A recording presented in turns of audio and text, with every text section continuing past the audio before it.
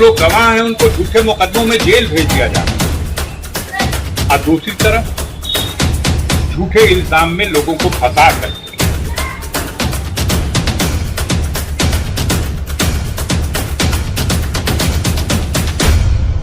बदला और नफरत, ये दो विषय जब किसी समाज में आते हैं तो वहां विध्वंस शुरू हो जाता है। जानकारों का मानना है कि राजनीति में इन दो विषयों पर खूब काम होता है। एक नेता दूसरे नेता से नफरत करना बिल्कुल नहीं भूलता और जब मौका मिलता है तो एक नेता दूसरे नेता से बदला भी जरूर लेता है। जी हाँ, राजनीति में कुर्सी की लड़ाई है और कुर्सी पाने के लिए कानून का भी प्रयोग किया जाता है। कानून को मानने वाला भी कानून को तोड़ता है और कानून को ना मानने वाला भी कानून की बात करता है।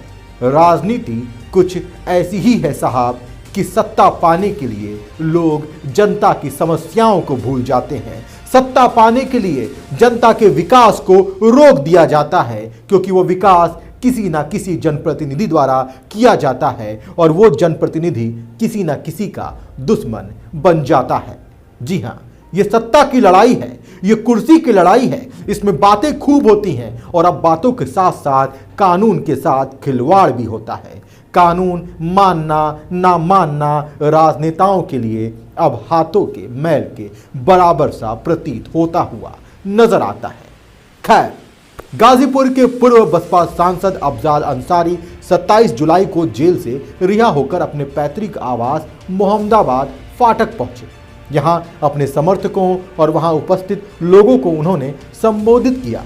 बता दें कि अफजाल अंसारी को गाजीपुर की एमपी एमएलए कोर्ट से गैंगस्टर मामले में बीते 29 अप्रैल को 4 साल की सजा हुई थी। इसके चलते उनकी संसद सदस्यता भी समाप्त हो गई थी।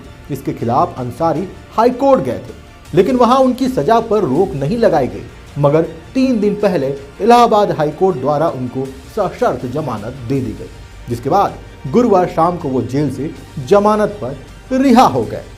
आज से 90 दिन पहले 29 तारीख को अप्रैल, आज ठीक 90 दिन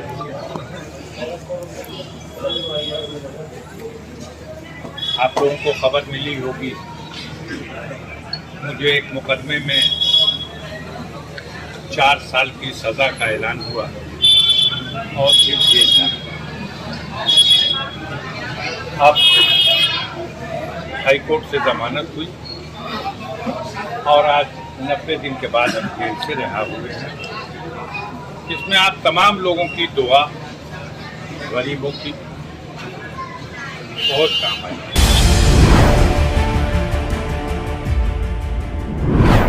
गाजीपुर के चर्चित अंसारी परिवार को कहा जाता है कि ये वो परिवार है जो मुल्क की आज़ादी के लिए लड़ाई लड़ा, कुर्बानियां दी।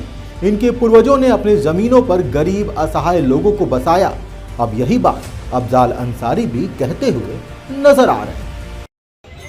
मुल्क के निर्माण में, मुल्क की तरक्की में, मुल्क की सियासत में और गरीब आवाम की हिमायत में लगातार काम करते रहे और आज उसका सिला इस तरह से इल्जाम है कि इनकी इतनी दहशत है कि नाजायज तरीके से ये जनता से अवैध धन वसूलते हैं। इल्जाम है कि हम कमजोर लोगों की जमीन और जायदाद को कब्जा कर लेते हैं। हमने, हमारे बाप दादा ने लोगों को बसाया है, उनके सहारा बने हैं, उनकी मदद की है। हमारे ऊपर उल्टा इल्जाम लगाने वाले वो जो पूरी तरह से गरीबों का गला घोटने वाले लोग। कितनी खुशी थी लोगों में, लेकिन वो 29 तारीख साजिश करने वालों की कामयाबी का दिन था और आज 27 तारीख दुआ करने वालों की कामयाबी का दिन है। उनके मंसूबे नाकाम हुए, लड़ाई खत्म नहीं हुई, अभी हमें सुप्रीम कोर्ट जाना है।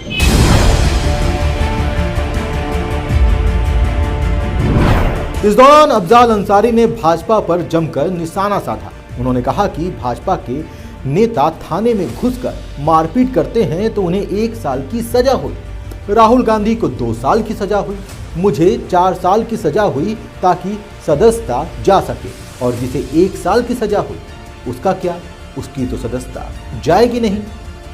आजम खान साहब के साथ इसी तरह के हालात बने, उनके बेटे की सदस्यता खत्म, आजम खान की सदस्यता खत्म, 3 मामलों में सजा की होती है कि सदस्यता न खत्म हो।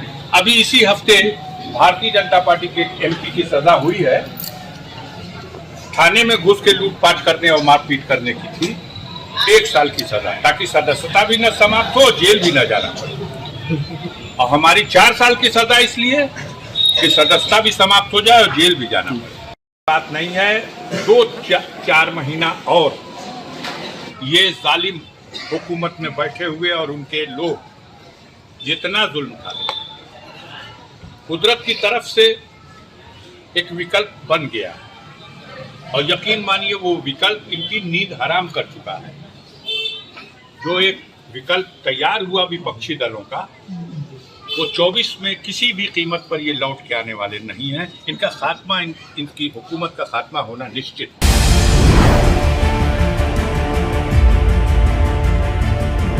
अफजाल अंसारी ने कहा कि मैं सुप्रीम कोर्ट जाऊंगा और सुप्रीम कोर्ट जाने के बाद ये तय हो जाएगा कि उपचुनाव होगा या नहीं होगा। उन्होंने कहा कि लड़ाई लड़ी जाएगी, आवाज मेरी दबाई नहीं जा सकती, मैं अपनी कुर्बानी देने के लिए भी तैयार हूं। जो लोग गवाह हैं उनको झूठे मुकदमों में जेल भेज दिया जा रहा है और दूसरी तरफ झूठे इल्जाम में लोगों को फंसा कर, ये वो परिवार है जो मुल्क की आजादी के लिए लड़ाई लड़ा, कुर्बानियां दी। ये वो खानदान है जिसने मुल्क की हिफाजत के लिए,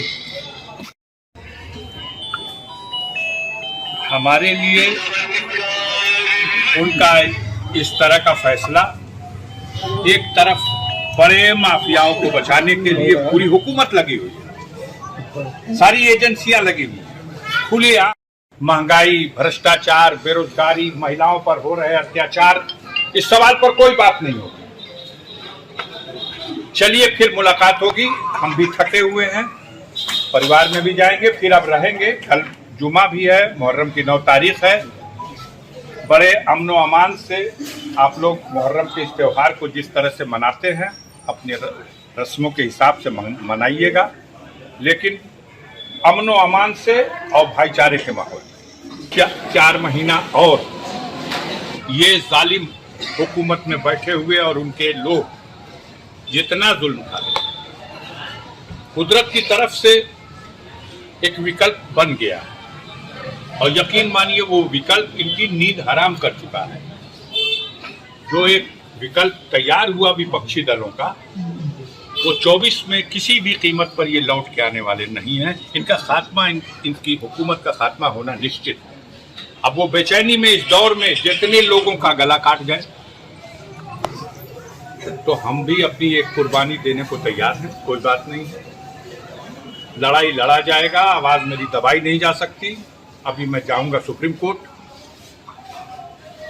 राहुल गांधी की भी जमानत तो मिल गई, लेकिन उनकी सदस्यता समाप्त हो गई क्योंकि सजा उनकी 2 साल से ज्यादा की। आजम खान साहब, अब्दुल्ला खान साहब, सजा 2 साल और उससे ज्यादा की होगी, तो सदस्यता भी चली गई और सजा पे जमानत होना एक काम है और सजा स्टे हो जाना दूसरा आर्डर है। तो वो सजा स्टे वाला आर्डर हाई कोर्ट ने नहीं दिया, उसके लिए सुप्रीम कोर्ट हमको भी जाना है। राहुल गांधी गए हुए हैं, उनके 4 तारीख को सुप्रीम कोर्ट में सुनवाई है। अब्दुल्ला खान भी गए हुए हैं, उनके अगर सुप्रीम कोर्ट से इंसाफ मिल गया, वो सजा स्टे हो गई, तो हमारी सदस्यता भी बहाल हो जाएगी। और अगर वो नहीं हुआ, तब उस कंडीशन में दोबारा यहाँ बाई इलेक्शन होने की संभावना है। जी हाँ, ये अफजाल अंसारी थे, वही अफजाल अंसारी, मुख्तार अंसारी के बड़े भाई अफजाल अंसारी, जो गाजीपुर के पूर्व सांसद थे, जिन्हें कहा जाता है कि वो राजनीति के रणनीतिकार हैं। अफजाल अंसारी कानून के जानकार भी हैं। लेकिन यहीं पर कानून की बात एक बार फिर से खड़ी हो जाती है कि आखिर कानून का दुरुपयोग कर कौन रहा है। यदि अफजाल अंसारी के आरोप सही हैं तो कानून को लेकर भी एक नई तरह की बहस शुरू हो सकती है, और यदि ये आरोप गलत है तो कानून के दुरुपयोग पर भी बात हो सकती है।